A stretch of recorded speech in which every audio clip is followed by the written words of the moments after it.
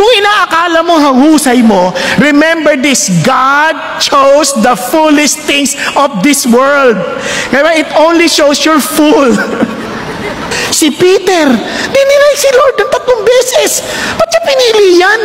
Mga alagad nagtakbuhan. Ba't siya pipiliin yan? Si Paul, religious terrorist. Ba't siya pipiliin yan?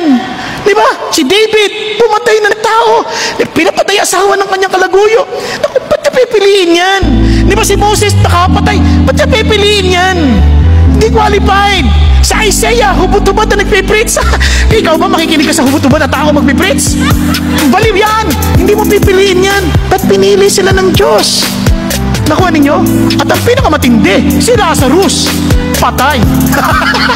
Pinili ng Diyos. Kaya kung inaakala mong hindi ka qualified, totoo yun, hindi ka qualified.